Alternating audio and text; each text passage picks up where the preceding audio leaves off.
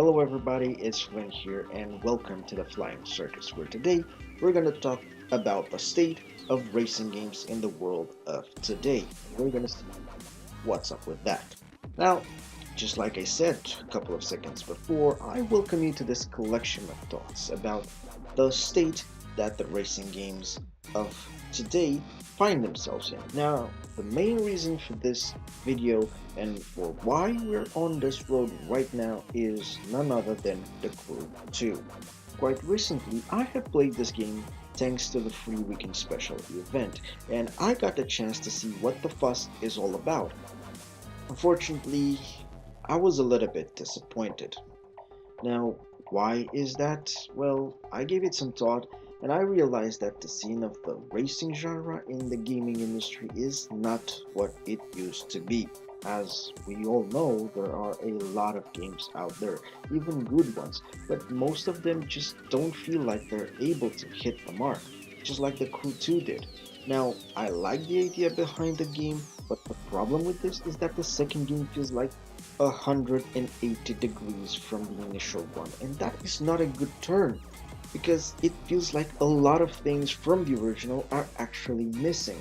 Now, while the original had a story, it was clichéic to say, and yes, it was compared with the Fast and Furious franchise, all that matter, which, in my opinion, is not the best comparison you could get when your approach of drama is based on those movies. Now, they're not all that bad, but they are all out bunkers, to say the least, and everything becomes more and more ridiculous with every single movie. And yeah, they are box office hits, and I like watching them, but just for the fun of seeing how far they can go this time. So, yeah, I am like that. But that says a lot about these movies that they're not masterpieces.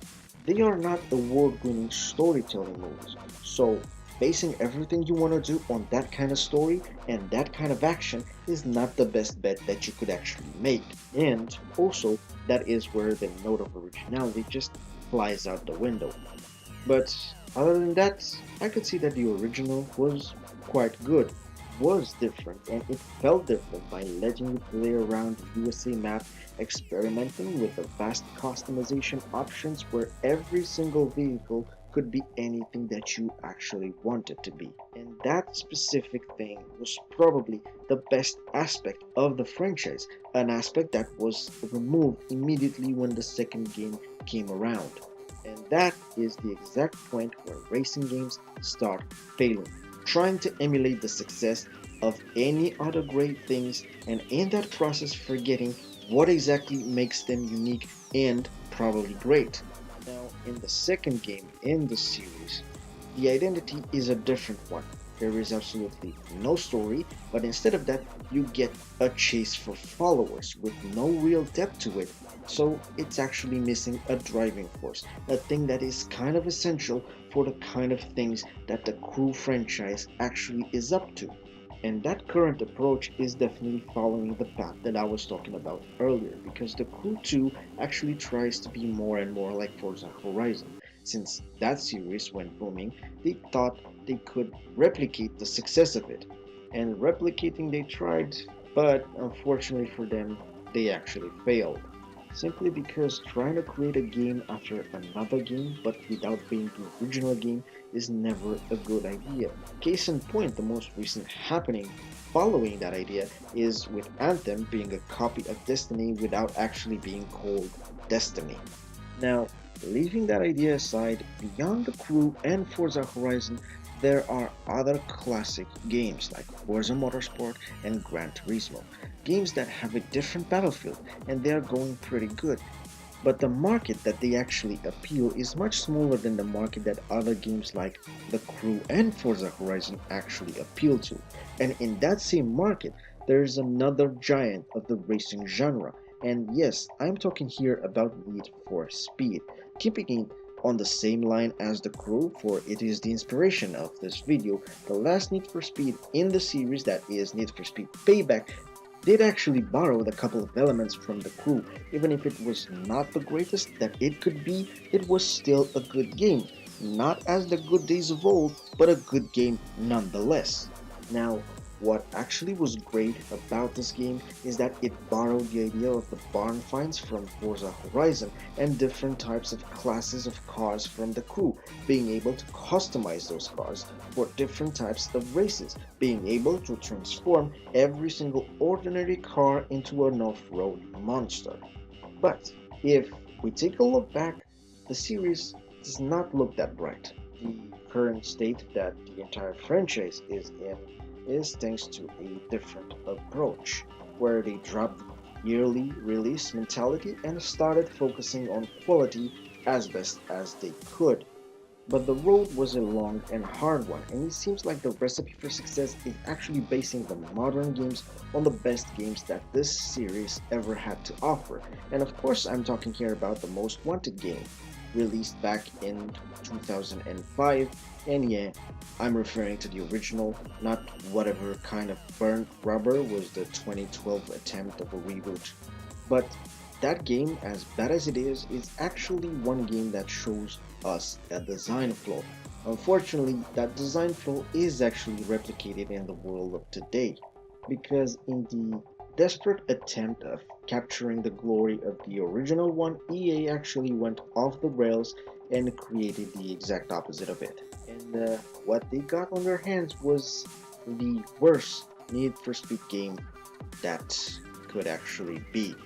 The worst thing about the game was the fact that the main thing they tried to actually market was the fact that you could drive any single car in the game at any single point with absolutely no restriction, the only condition being just to find the car. But that was really bad, as we got to spend some time with the game, because if you actually wanted a specific car, well, you could spend a lot of time finding it and going around only to successfully find that car and actually find out later that you need something more powerful than the car you actually want to drive. And that level of accessibility might have been a great idea on paper, but in execution, not so much. Because if it is great to have every single car from the get go with absolutely no barriers, this is going to completely eliminate any sense of progression, and in that, any motivation and driving force to just keep going through the blacklist. More than that, the customization of the cars was completely removed, or not. That's of course unless you think that changing just the color of the car and nothing more is in fact customization. And not only that, but it just got even worse, simply because it was also out of your control. You just could not choose the color for the car, and it was randomly assigned to you only when you went through a gas station, that is of course if you could find one in the game. And with that, it just proves the point that the lack of a sense of progression is actually the one thing that kills modern games, and is the one thing that made the old games to be great. Because in those games, even if you were forced to buy a crap car, by the time you were able to get a new and better one, you spent time with that crappy car, modifying it, customizing it, making it to your liking, and from that crappy car that you had in the beginning, it would become a less crappy car. But more importantly, it would become your special, less crappy car. And that right there is the lesson that should be regarded as the main focus for any racing game that does not want to be a simulator, that does not want to be as realistic as they can. That is the lesson to keep in mind for any racing game out there that tries to be fun before anything else. And with that being said, it's Flynn here, over and out.